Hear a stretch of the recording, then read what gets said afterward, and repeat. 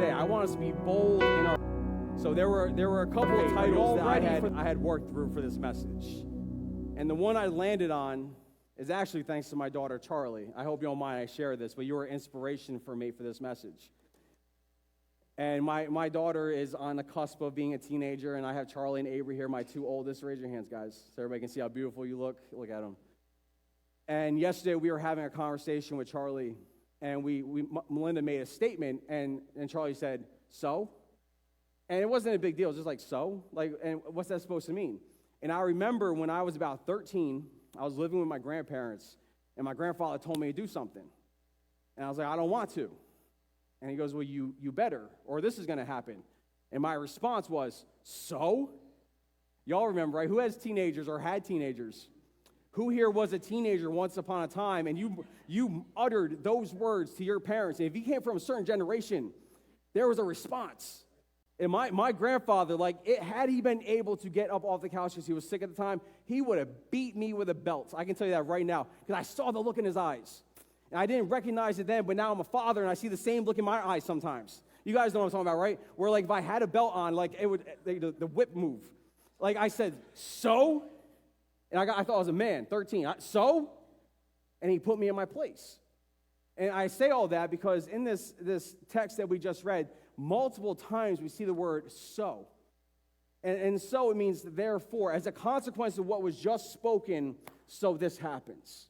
As a consequence of the Lazarus being sick, and because of the relationship that they had with Jesus, so they sent a message to him. So is a powerful word, and how you use it in your faith often determines the outcome.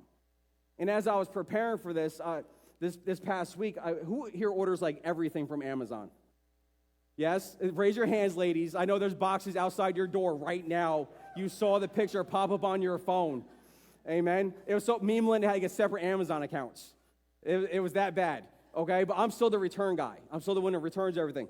But every once in a while, we have an issue. Have you guys dealt with this where you order something, it came in the wrong color, the wrong style, the wrong size, perhaps it breaks? You have about a 30-day window before you have to return it, right? They give you a 30-day window.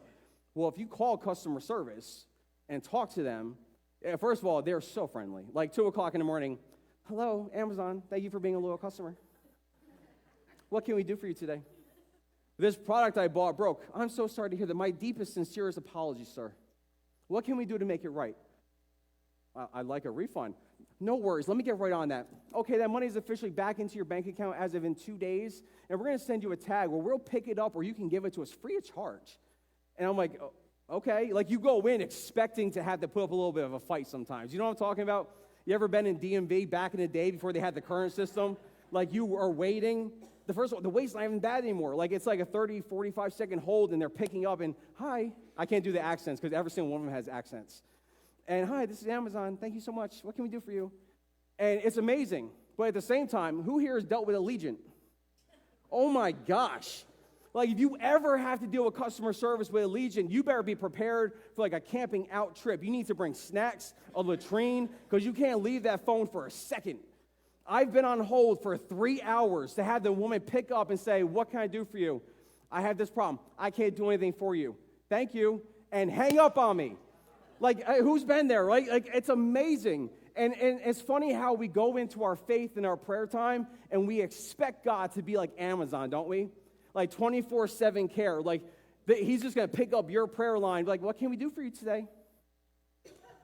Yeah, feeling good? Is there anything I can do? What can I do to make your day better?"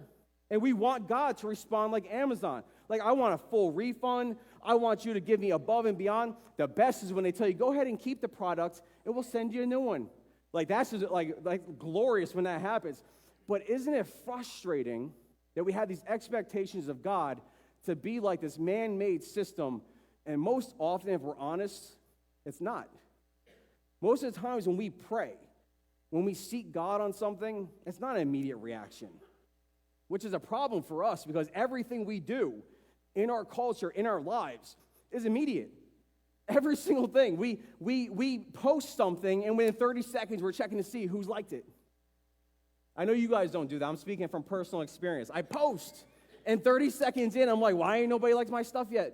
I'm never posting again." And in an hour, I'm reposting the same post, hoping to get a better response this time. And we want that immediate affirmation, that immediate response from people. Everything we cook is immediate. We want the microwave edition of faith. Put it in, nuke it for 45 seconds, and you got a delicious half-hard, half-frozen meal. But it'll do because it's going to quench us. It's going to satisfy us, at least momentarily. And here's the problem. It's in the waiting. Write this down for point one. It's in the waiting that our faith is tested. It's in the waiting where you are asking, where you are seeking God's favor, you're seeking God to move on your behalf, where you want the power of God to come down, you want the glory to be fulfilled, and it hasn't happened yet. And we're in the process of waiting. Who hates waiting? Oh, it drives every part of our flesh crazy because we expect it to be easier than what it is. And in this text, we see this verse, and this is what got me going this morning when I was praying. It says, this Mary, whose brother Lazarus now lay sick, was on the same one who poured perfume on the Lord and wiped his feet with her hair. So the sisters sent word to Jesus, Lord, the one you love is sick. Basically, John is recapping their relationship. Mary will do this. She will pour out a bottle of perfume, a very extravagant, expensive perfume on his feet and wipe it up with her hair. He not only loves Martha and Mary, but Lazarus, and they're essentially family. They're family, and his love for them is so evident. And so because of their relationship, she says, so a message was sent to Jesus. Do you catch that? Because of who they are, because of how valuable they are to him, they sent a message for his help. So, because of so. And this got me because she never technically, Martha or Mary, asked for him to come and heal him. Read it again. It says the sisters sent word to Jesus, Lord, the one you love is sick. They never once asked him. And what's scary about this equation is he's sick, but how long was he sick for? How long did you try to pray and try to intercede or try different medicines, and now you're at the point where Jesus is your only hope? Why didn't they come to him earlier? And maybe this was a spur-of-the-moment sickness. Maybe they never saw it coming. Maybe something happened, and he got sick and started to decline rapidly. You see, but they had to have known that for Jesus to come back to Judea, to Bethany, where he was almost stoned to death, it would be dangerous for him to return. They had to have known. So maybe they were sensitive to the fact that Jesus was a wanted man, and he almost died on his last trip there. Maybe that's why they hesitated. Or maybe their faith was that he was just going to be healed because of their relationship with Jesus. Maybe they didn't need to even ask him. Maybe he just knew and would heal him as he was. You see, we don't understand all the paradigms of what's happening in their relationship, but we know two things. That they know that Jesus is a healer. You see, their faith, it says faith comes by hearing of the word. They heard him speak. It comes by seeing. They saw him do the miracles. They believed in him. They knew that he was capable of healing. And then here we are, and it's the day of the messenger arriving. And this is, if you understand the timeline, what's happening is terrifying. The messenger comes to Jesus. As he's telling Jesus that the one you love is sick, he just passed away. Because it was 4 days before he returns. It says he stayed where he was for 2 days. It was a day's journey. So it means by the time the messenger got to Jesus, Lazarus already died. 2 days of waiting, and now a day's trip makes it the fourth day that Jesus comes. He already knew he's not sick. He died. The messenger didn't know. And how hard must it have been for Martha and Mary to see that messenger coming back by himself.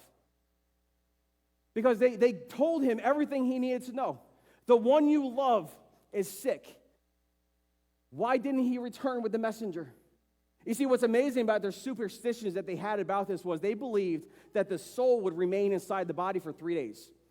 That meant for every day that he wasn't there, they were still hopeful. There's still time. The first day, he doesn't show up. The second day, he doesn't show up. Now it's the third day, and we're now getting down to the hour, to the finish line. And I guarantee, I can see Martha and Mary going back and forth. He's coming. He has to come. He loves us. He knows us. He's definitely going to be here. I know. Listen, we got a whole day. He's going to be here. Okay, Martha, listen, I know we're getting close, but we still got 12 hours. He has to be on his way. He loves us. We're like family to him. He has to be coming, right? 4 hours, 3 hours, 2 hours, and that third day closes. It's on the fourth day. They believe that corruption of the body was set in on the fourth day. It's when the body would start to decay and start to fall apart, and there would be an odor. In the same way, the body is corrupted on the fourth day, their faith is corrupted. They lose hope. You see, it's in the waiting. And that word "so," their expectation of Jesus because of the "so." Their expectation was so high that all that Jesus had to know was that he's sick and he was going to come running, right? He was going to heal him, right? He's going to be there because of he'll never do anything to hurt me. Have you ever had a Lazarus in your life? Something you are convinced, this is what God wants for me. This is the career path. This is the education. This is the relationship. This is the dream, the goal, the aspirations. This is everything, God. It's all yours, right? Because you're going to bless me in this, right? And then day 1 comes, and day 2 comes, and day 3.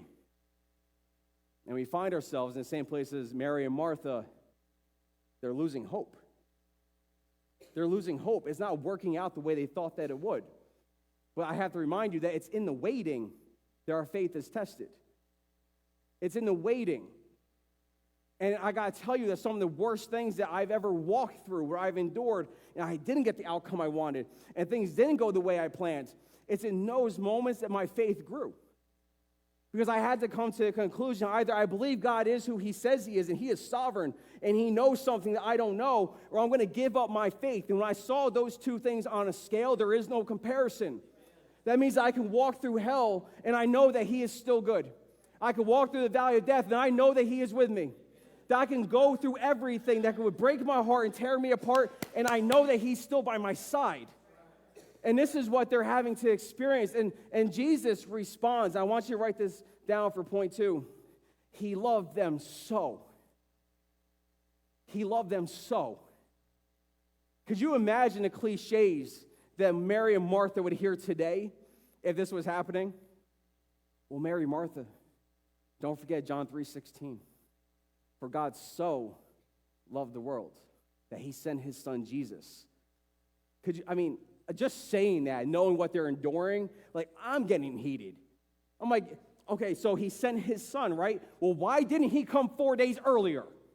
Like, that had to have crossed their mind. Like, if you are the Messiah, if you are here, why weren't you here? As a matter of fact, if we were to read on, Mary and Martha have an interaction with Jesus at the gate.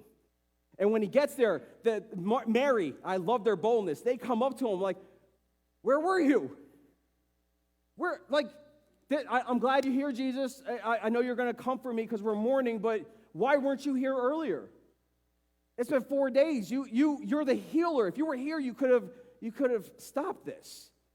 And Mary calls Martha. Martha comes out, and Martha just lays into him. Jesus, where were you at? I was expecting you to be here. The one you love was sick. He died. Where were you? And here's the thing. He's not afraid of your little outbursts. I hope you know that. There's times if you're angry, there's been times I've been in my car and I've cursed the heavens and I repented afterwards, but he's not afraid of me. He's not afraid of my little anger outbursts. He looks at me like a 2-year-old throwing a tantrum, like, are we done yet? Are we done? Okay, now here's the consequences, okay? Like, I love you, but you're going to have to go on timeout for at least 2 minutes. Some of y'all have been on a permanent timeout. I get that. But it's time to come off the timeouts. It's time to get back into the grace and the presence of God. You see, the worst thing that could have happened in this equation is that they would have lost their faith. Because that's really what this whole text is about. Jesus knew their faith. They knew that they believed that Jesus was there, Lazarus would have been healed and never died. But here's the thing. Jesus knew their faith. Jesus knew that if he would have healed them, their faith would have stayed at the same level that's been that entire time. And some people are very happy with that level of faith. They don't need to go any higher. As long as they don't go any lower, they're comfortable. They got faith, they believe, they know. But there's a different type of faith that comes through the waiting. There's a different type of faith that comes through the process of expectation when things are not happening the way you want it to be. There's a different level of faith that's available, and he wanted it for them. He wanted it for Mary and Martha. He wanted them to experience a breakthrough into a different realm of faith. He loved them so. It says he loved Martha, he loved her sister, Mary, and he loved Lazarus so. Upon hearing that Lazarus was sick, he decided to stay for another 2 days. This was a text I was terrified to preach. Because how do you explain to somebody who's been waiting for a miracle that sometimes God will just wait for no reason, it seems like? That if he deems worthy, he will wait 2 days.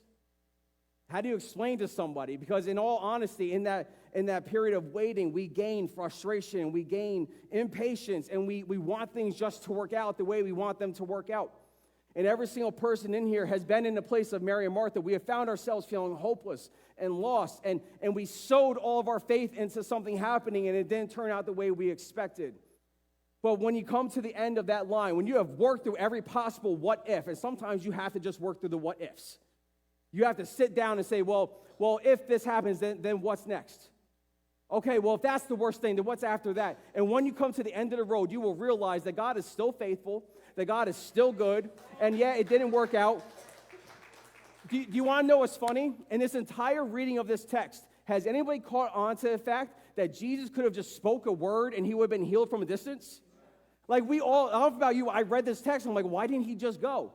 It's a one-day trip. Why didn't he just go?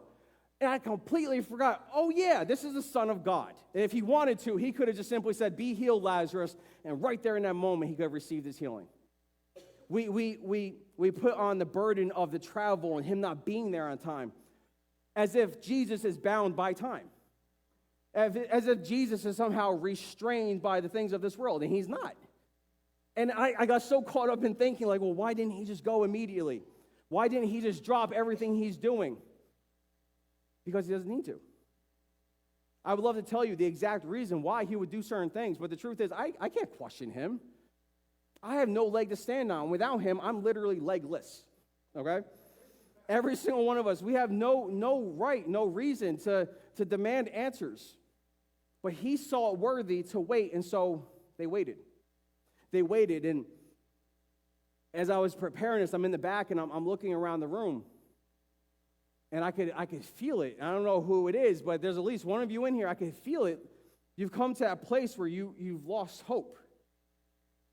You've wanted things, and you've worked, and you've driven yourself, and you've pushed, and you've fought, and you've prayed, and it didn't work out, and you've never gone back to God the same way you did since.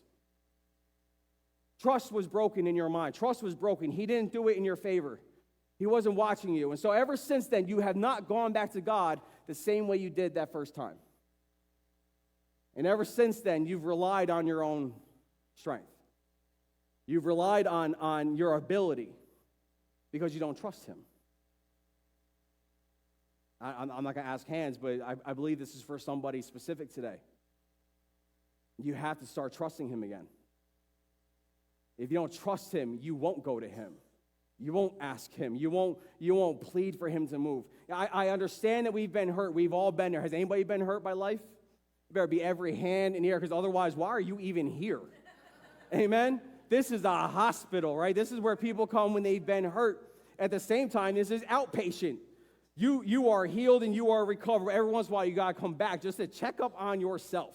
Amen? And that's what this is supposed to be. This is supposed to be a place where we come to receive healing. But even after receiving the healing, we have to keep coming back for more. But once we've been hurt and we feel like we've been betrayed and he's let us down, it's so easy to figure I'll just do it on my own.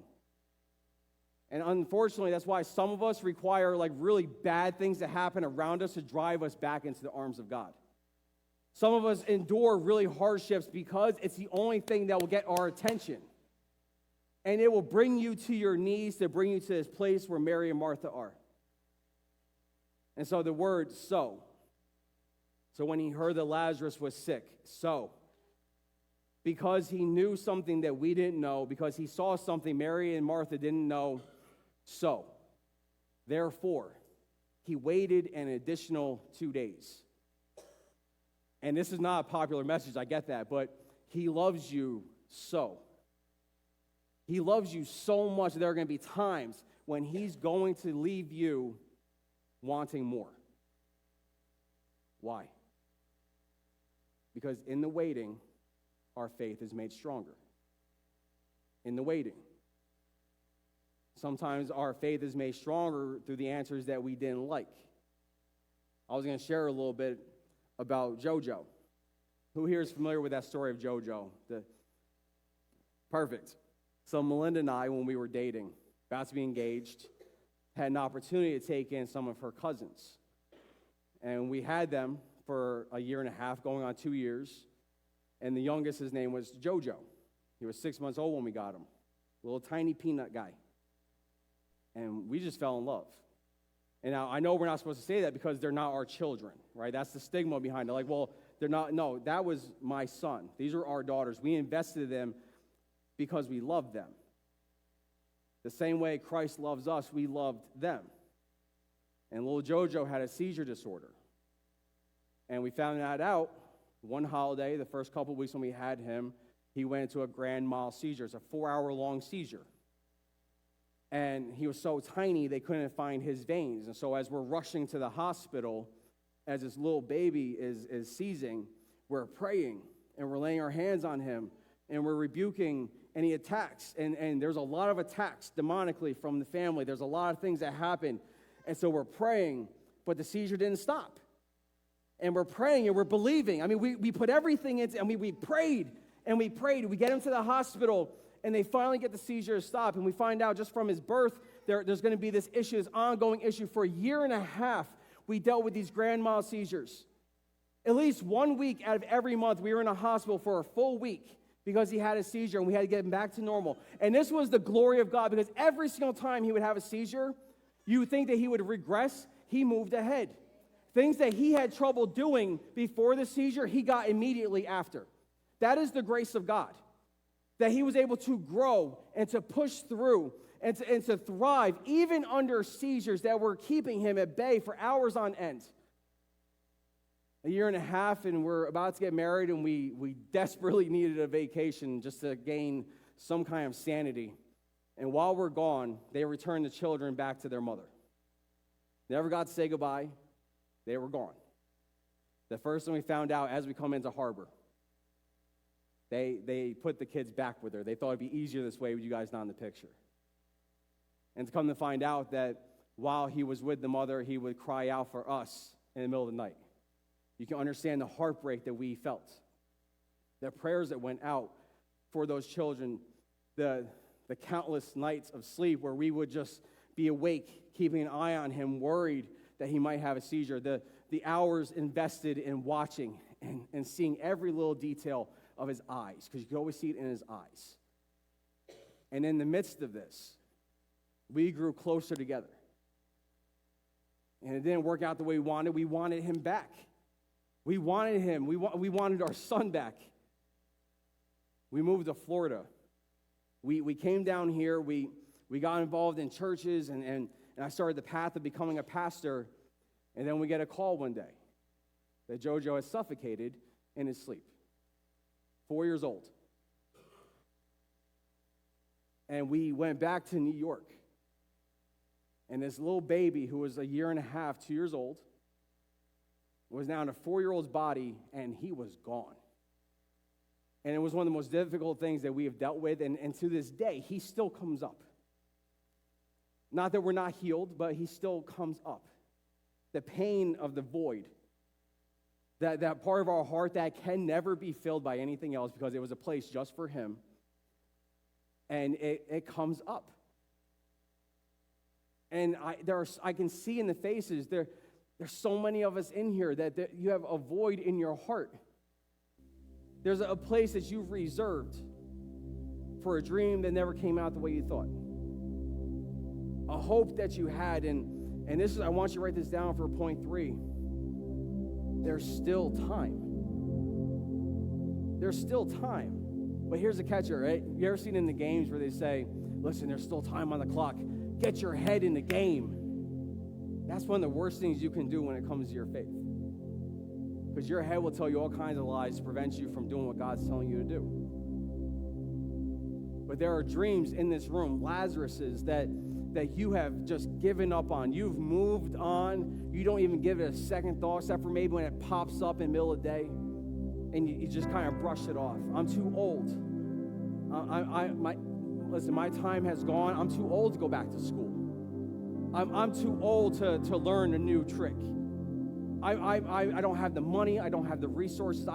It just wouldn't work for me. We have every excuse logically not to go after that Lazarus that still lies in the tomb of your heart. As I read this, Jesus said these words in response to the concern from the disciples. Are there not 12 hours of daylight? Anyone who walks in daytime will not stumble. For they see by the world's light, it is when a person walks at night that they stumble. What he's saying is, it's not my time yet. My mission is not done. What he's saying is, I still have time. He had no fear about going back because he knew how he was going to die. There was no fear or doubt that he was invincible. There was nothing that was going to cut him down short because there was still time. And I look around the room, and there's so many people in here. Tell me you have not uttered to yourself, I don't have the time. I don't have the time. I don't have the money. I don't have the resources. And you just convince yourself. You've given up on yourself. But Jesus doesn't. He has not given up on that thing, because guess who put it there? Guess who put that desire in your heart? It wasn't you. He put that desire in your heart. You know, I mentioned going to school. When I went to school, and I say this confidently, I worked 3 jobs, 2 full-time jobs, an overnight job during the week, a full-time job during the day, and an overnight job on the weekends. 3 jobs while driving to Lakeland twice a week.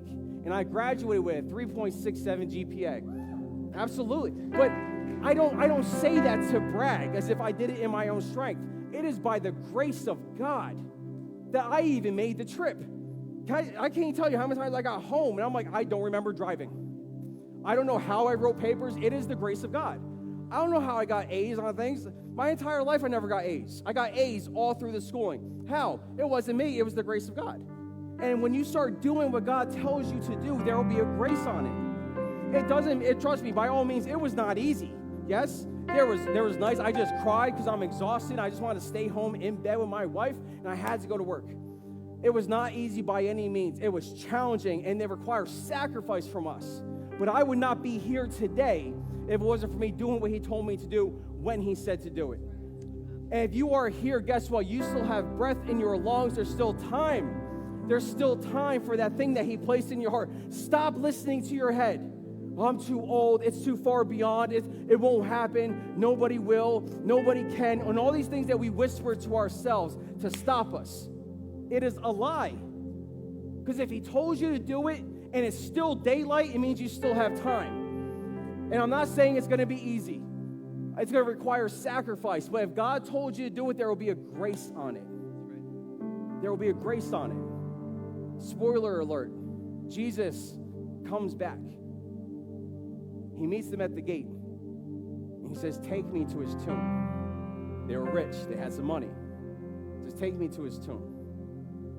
They come to this hole cut out of the side of a mountain. There's a stone in front of it. It's almost foreshadowing what would happen to himself. And he tells them, roll the stone away. Roll the stone away. And Mary says, I don't want to do it. If I roll the stone away, there's going to be a smell. Remember, it's the 4th day. The body had been corrupted. It had started the decay process. They were afraid of having to endure the pain of their loss one more time.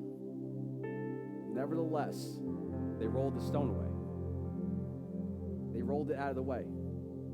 In spite of their fears, in spite of their logic, they rolled the stone away. And Jesus shouts these words, Lazarus, rise. I don't know how this man walked out, but he walked out with his legs bound, his face covered, and he gets to the entrance of the tomb, and the thing that they thought was gone, where they had lost hope, where they had given up in their faith, everything in 1 second was redeemed. I say that because the same thing is possible for us today. I know that there's things that you have given up on. For some of you, it was yourself. You gave up on yourself. Maybe it's your children. You think your children are too far gone. Dreams that were planted inside of you when you were young of who you could be or what you could do. And then it's like life smacked you and woke you up, and all of a sudden it's not a possibility. That's a lie. Because right now, Jesus stands at the entrance to your hearts, and he shouts out the name of that dream, of that person, of that relationship, of that goal, of that ambition, of that assignment and that purpose, and he shouts, rise. He wants it to rise. It won't happen if they don't roll the stone away. It won't happen if you don't give him access to your heart. You cannot see that thing rise inside of you. You have to face your fears. Amen? And that's what my challenge is for us today. I want you to face the fear of the what ifs. I want you to rise up. I want you to give access to God to your heart.